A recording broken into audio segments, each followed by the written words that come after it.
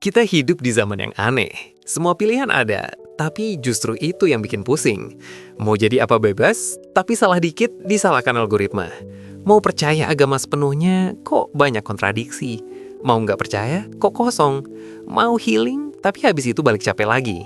Mau produktif, tapi nggak tahu buat apa. Hidup kayak Google Maps yang sinyalnya putus. Banyak jalan, tapi nggak ada petunjuk arah. Gen Z sering dibilang generasi lemah, baper, gampang burnout. Padahal mungkin bukan lemah, kita cuma hidup di dunia yang nggak lagi punya pegangan. Orang tua punya pakem hidup, kita punya opsi hidup. Bedanya tipis, efeknya brutal. Di titik ini, Nisha nyengir dari kuburannya sambil bilang, "Gue udah bilang dari dulu." Masalahnya mungkin bukan karena hidup kita kurang makna, tapi karena kita diam-diam masih pengen makna itu dikasih, bukan diciptakan. Kita pengen bebas, tapi takut salah. Pengen otentik, tapi juga pengen aman. Jadilah hidup setengah-setengah, nggak sepenuhnya nggak percaya, tapi juga nggak sepenuhnya berani. Disinilah cerita ini dimulai, tentang keberanian hidup tanpa pegangan, tanpa GPS moral, tanpa jaminan benar, tapi tetap hidup dengan penuh kesadaran. Spoiler dikit, ini bukan cerita motivasi. Ini cerita tentang keberanian untuk jujur sama hidup, walau kadang hidupnya nyebelin. Dulu, hidup itu seperti rel kereta. Lurus, jelas, dan kalau kamu nyasar, ya salah sendiri. Lahir, sekolah, kerja, nikah, punya rumah, pensiun, meninggal dengan tenang sambil dibilang hidupnya sukses. Sekarang, hidup mirip buffet. Semua kelihatan menarik, tapi kalau diambil semua malah mual. Gen Z lahir di dunia yang bukan kekurangan pilihan, tapi kebanyakan pilihan. Dan ironisnya, itu justru bikin sesak. Agama, yang dulu jadi kompas utama, sekarang posisinya ambigu. Bukan ditinggalkan, tapi juga tidak lagi mutlak. Banyak yang masih percaya Tuhan, tapi curiga pada institusi. Masih berdoa, tapi juga overthinking. Spiritualitas jadi cair. Ambil yang menenangkan, buang yang mendekan. Masalahnya, kompas yang bisa dilepas pasang itu sering bikin kita muter-muter di tempat. Kita merasa bebas, tapi diam-diam bingung. Kalau semua bisa dinegosiasikan, mana yang benar-benar harus dipegang? Karir juga runtuh sebagai janji masa depan. Orang tua diajari bahwa kerja keras berbanding lurus dengan stabilitas. Gen Z justru melihat senior yang kerja mati-matian tapi tetap insecure. Gelar tinggi, tapi diganti AI. Loyal, tapi kena layoff. Akhirnya, karir tidak lagi dilihat sebagai jalan hidup, melainkan proyek sementara. Side hustle di mana-mana, bukan karena ambisi, tapi karena rasa tidak aman. Bekerja bukan lagi demi makna, tapi demi bertahan.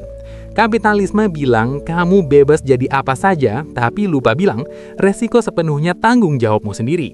Masa depan, itu bagian paling absurd. Kita diminta bermimpi besar di dunia yang tiap tahun kasih kabar buruk. Krisis iklim, krisis ekonomi, krisis eksistensial, lengkap seperti paket bundle. Gen Z tumbuh dengan kesadaran bahwa masa depan bukan sesuatu yang dijanjikan, tapi sesuatu yang dipertaruhkan. Wajar kalau banyak yang hidup di sekarang aja deh, bukan karena hedon, tapi karena besok terlalu kabur untuk dipercaya. Disinilah paradoks kebebasan muncul. Kita bebas memilih, tapi juga bebas menyesal. Bebas gagal, bebas disalahkan, bebas merasa tidak cukup. Tidak ada standar baku untuk sukses, tapi justru itu yang bikin cemas. Kalau tidak ada patokan, bagaimana tahu kita sudah benar?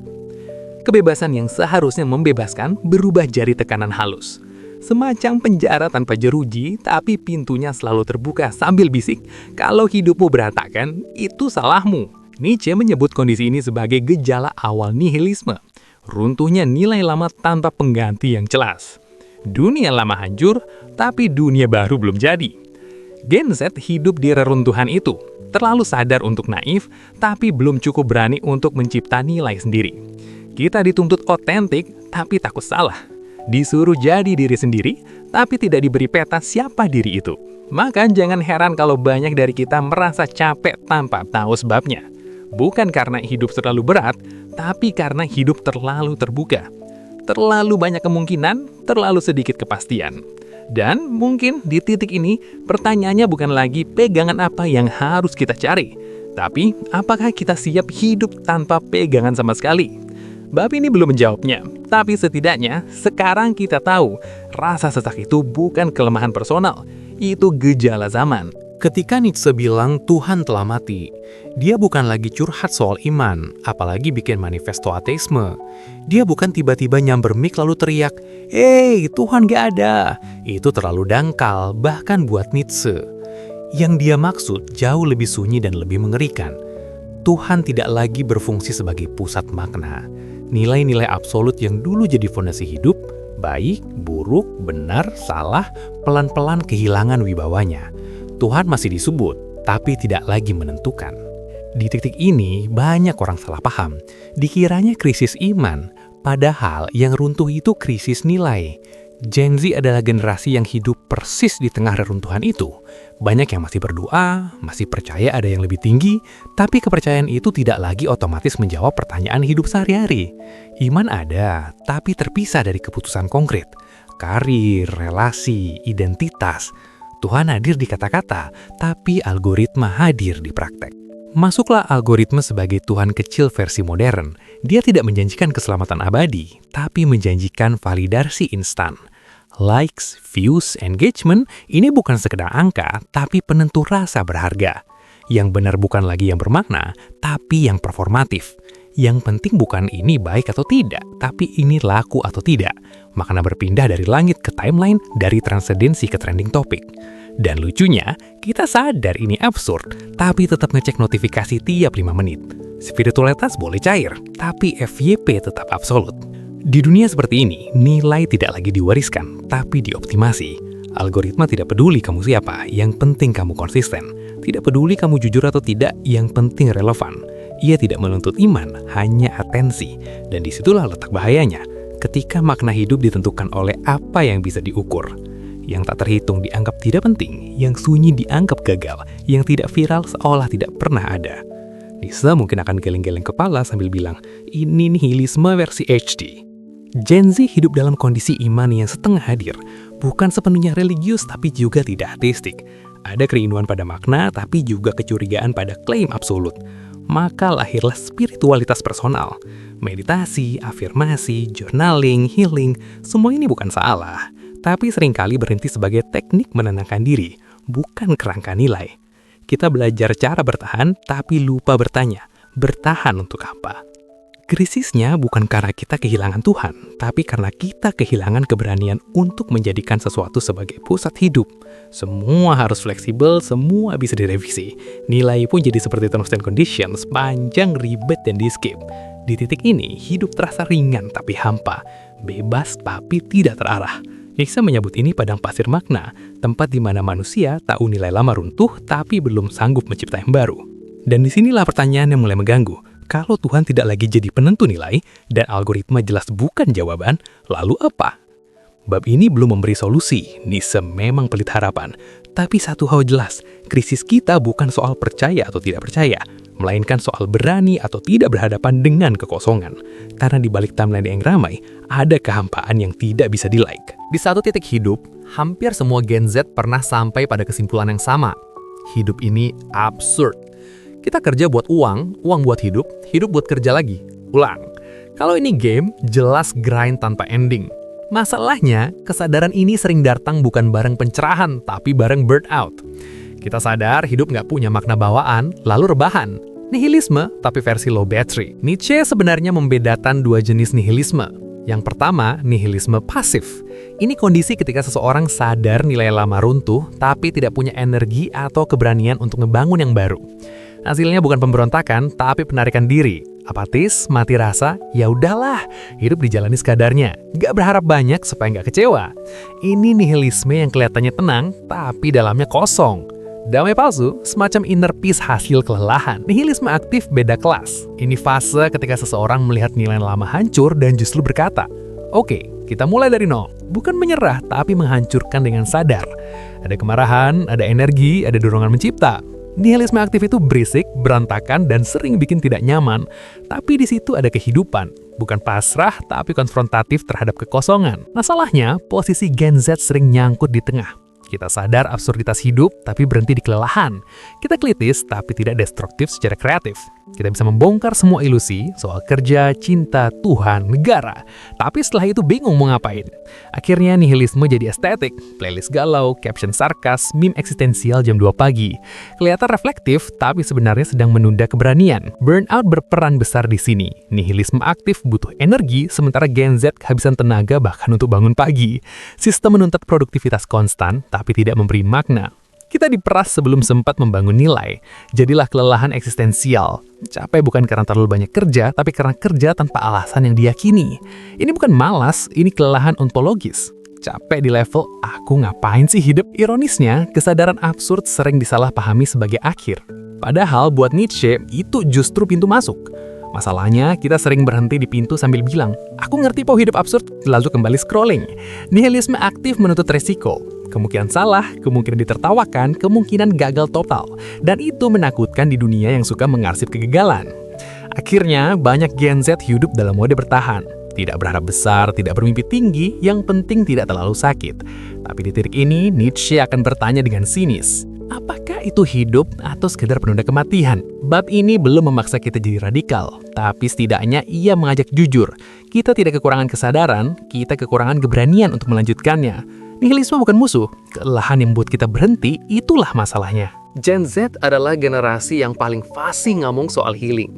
Capek dikit, healing. Dikecewain, healing. Hidup nggak sesuai ekspektasi, healing. Kadang healingnya nonton series sampai subuh, kadang ngopi sendirian sambil bilang self-love. Nggak salah. Masalahnya, muncul ketika healing berubah dari proses pemulihan jadi gaya hidup permanen. Kita nggak lagi sembuh untuk hidup, tapi hidup untuk tetap nyaman. Nietzsche punya istilah pedas buat kondisi ini. The Last Man, manusia terakhir. Bukan manusia yang mati, tapi manusia yang berhenti bercita-cita. Ia menghindari penderitaan, membenci konflik, alergi pada risiko. Baginya, hidup ideal adalah hidup yang aman, stabil, dan tidak terlalu mengganggu. Tidak ingin agung, tidak ingin jatuh, yang penting nyaman. Kedengarannya masuk akal, sampai kita sadar. Kenyamanan tanpa tantangan itu bukan damai, tapi stagnasi. Di era Gen Z, Last Man hadir dengan wajah ramah dan quotes estetik. Kita diajari untuk memilih yang gak capek-capek amat, untuk keluar dari hal yang gak sehat, bahkan ketika ketidaknyamanan itu sebenarnya bagian dari pertumbuhan. Segala sesuatu yang bikin gelisah langsung diberi label toxic. Padahal, hidup memang by default agak toxic. Kalau semuanya harus aman, maka tidak ada ruang untuk transformasi. Kenyamanan jadi nilai tertinggi. Kita menunda konflik demi ketenangan, menunda keputusan besar demi stabilitas, menunda keberanian demi keamanan. Hidup jadi serangkaian penghindaran yang rapi, secara mental tenang tapi eksistensialnya hampa. Kita tidak terluka, tapi juga tidak hidup sepenuhnya. Seperti berenang pakai pelampung seumur hidup, nggak tenggelam tapi juga nggak pernah benar-benar berenang. Nietzsche melihat ini sebagai bahaya terbesar zaman modern. Bukan penderitaan, tapi hilangnya kedalaman. Manusia terakhir tidak tertindas, tapi juga tidak mencipta. Ia hidup cukup lama, cukup nyaman, cukup aman, dan cukup kosong. Dan dunia sekarang sangat mendukung tipe manusia ini. Algoritma menyaring konflik, konten disesuaikan selera, bahkan ketidaknyamanan pun bisa di-skip. Hidup jadi personalisasi total tanpa kejutannya berganggu. Masalahnya, pertumbuhan selalu batang lewat friksi. Tidak semua luka harus dihindari, tidak semua capek harus disembuhkan secepatnya. Ada penderitaan yang bukan penyakit, tapi tanda bahwa kita sedang bergerak melampaui diri lama. Healing tanpa transformasi hanya menghasilkan versi diri yang lebih tenang, bukan lebih bermakna. Kita sembuh dari sakit, tapi juga sembuh dari ambisi. Pelan-pelan, hidup aman berubah jadi penjara eksistensial. Tidak ada jeruji, tapi juga tidak ada horizon. Kita bebas bergerak, tapi kemanapun arahnya selalu kembali ke zona nyaman. Dan di titik ini, Nietzsche akan berbisik sinis. Mungkin yang perlu kita takuti bukan sakit hati, tapi hidup yang terlalu rapi. Karena hidup yang sepenuhnya aman seringkali adalah hidup yang sudah menyerah pada kedalaman. Di teori, semua orang suka kalimat jadi diri sendiri. Di praktek, dunia cuma suka diri kamu selama masih sopan, relevan, dan gak terlalu beda. Begitu kamu mulai serius mencipta nilai sendiri, bukan ngikut tren, bukan ngulang template, reaksinya cepat. Dihakimi, ditertawakan, atau yang paling ditakuti Gen Z modern, dibatalkan. Cancel culture ini kayak satpam moral 24 jam, selalu siap nanya, kamu yakin mau beda? Nietzsche tahu betul masalah ini. Makanya dia memperkenalkan konsep Übermensch. Bukan manusia super pakai jubah, tapi manusia yang berani mencipta nilai setelah nilai lama runtuh. Übermensch bukan orang yang selalu benar, tapi orang yang berani bertanggung jawab atas nilai yang ia pilih. Dan disitulah masalahnya. Tanggung jawab itu berat, apalagi di dunia yang lebih senang menghakimi hasil daripada memahami proses. Gen Z hidup di era pengadilan publik permanen. Salah ngomong dikit, jejak digitalnya abadi. Salah langkah dikit, kegagalannya jadi hiburan. Maka wajar kalau banyak yang memilih aman, mengikuti konsensus, mengulang opini populer, atau diam saja. Kita takut salah bukan karena salah itu fatal, tapi karena salah itu dipermalukan. Dunia tidak memberi ruang untuk gagal dengan bermartabat. Mencipta nilai sendiri berarti siap disalahpahami. Kamu mungkin dibilang egois, sok beda, atau ngapain sih ribet? Padahal nilai baru memang selalu terasa mengganggu. Ia merusak kenyamanan kolektif. Ia bikin orang lain harus berpikir ulang, dan itu melelahkan. Maka respons paling mudah adalah menertawakan keberanian, supaya kita nggak perlu ikut bertanggung jawab. Ironisnya, Gen Z sering dipuji sebagai generasi paling kritis, tapi juga paling takut menanggung konsekuensi kritiknya sendiri. Kita jago membongkar nilai lama, tapi ragu saat diminta membangun yang baru. Kritik terasa aman karena kolektif, penciptaan terasa berbahaya karena personal. Nietzsche akan bilang, menghancurkan itu mudah, mencipta itu mahal. Di dunia yang serba cepat, nilai baru dituntut instan. Kalau belum rapi, dianggap gagal. Padahal, nilai itu tumbuh lewat trial and error, lewat kesalahan yang tidak estetik. Tapi algoritma tidak sabar, dan publik lebih suka hasil final. Akhirnya, banyak orang menunda keberanian sampai siap. Padahal, siap itu mitos. Keberanian selalu datang duluan, kesiapan nyusul belakangan. Bab ini bukan ajakan untuk sok paling beda atau anti kritik. Ini ajakan untuk jujur. Mencipta nilai sendiri pasti mengundang gesekan. Tapi tanpa gesekan, hidup hanya pengulangan. Übermensch bukan tentang jadi paling berani di internet, tapi tentang berhenti hidup dari persetujuan orang lain. Karena kalau nilai hidupmu selalu menunggu tepuk tangan, itu bukan nilai, itu konten. Nietzsche ngomong soal will to power bukan buat nyemangatin orang bangun jam 4 pagi terus mandi air es. Kehendak berkuasa yang dia maksud itu dorongan perdalam manusia untuk mengatasi diri, menjadi lebih dari versi kemarin. Intinya bukan soal menang dari orang lain, tapi menang dari stagnasi diri sendiri. Sayangnya ketika konsep ini nyasar ke abad 21, dia kena distorsi berat dan lahirlah sesuatu yang kita kenal sebagai hustle culture. Sibuk sebagai identitas, capek sebagai prestasi. Gen Z tumbuh dengan pesan yang kontradiktif. Di satu sisi, disuruh self-love, di sisi lain disuruh produktif tanpa henti. Hasilnya, self-love versi spreadsheet. Mencintai diri sendiri sambil memeras diri sendiri. Kita bekerja bukan karena dorongan makna, tapi karena takut tertinggal, takut dianggap males, takut nggak relevan, takut gagal sebelum sempat mencoba. Jadi kita sibuk, sangat sibuk, tapi jarang bertanya.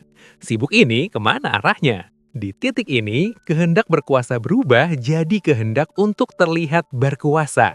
Produktivitas bukan lagi alat, tapi tujuan. Bangga begadang, bangga burnout, bangga lagi sibuk banget. Kalau nggak capek, merasa bersalah. Kalau santai, merasa gagal. Padahal, Nietzsche justru mengkritik manusia yang hidupnya dikendalikan oleh dorongan eksternal. Ironisnya, sekarang kita menyiksa diri sendiri tanpa perlu tuan. Kita jadi majikan sekaligus budak. Self-exploitation terasa lebih mulia karena dibungkus narasi motivasi. Tidak ada yang memaksa katanya. Padahal, tekanan itu sudah internal.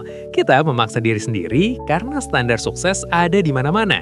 Tapi maknanya di mana-mana juga kabur. Kita produktif bukan untuk mencipta nilai, tapi untuk menenangkan kecemasan.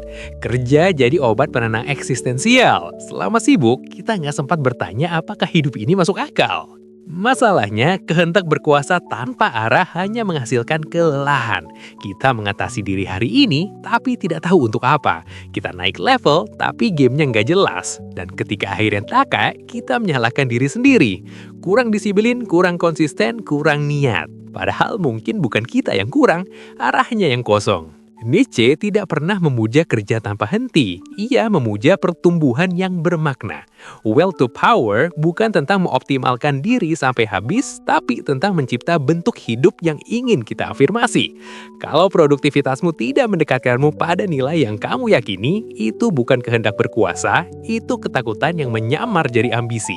Bab ini bukan ajakan untuk berhenti bekerja atau hidup santai selamanya. Ini ajakan untuk curiga pada kesibukan sendiri. Karena di dunia yang menguja produktivitas, pertanyaan paling radikal mungkin justru sederhana. Aku sibuk untuk hidup atau hidup hanya supaya tetap sibuk?